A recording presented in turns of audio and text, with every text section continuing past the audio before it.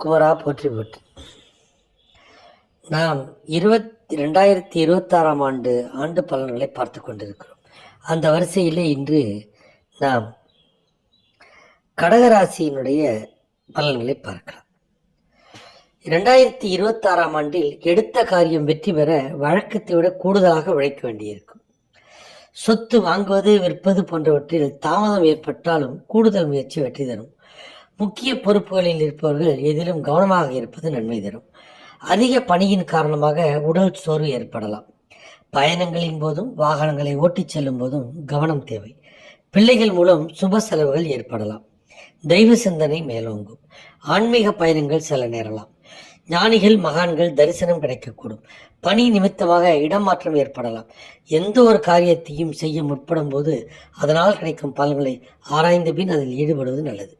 வாழ்க வளமுடன். ஓம் சிவாய நமச்சிவாய.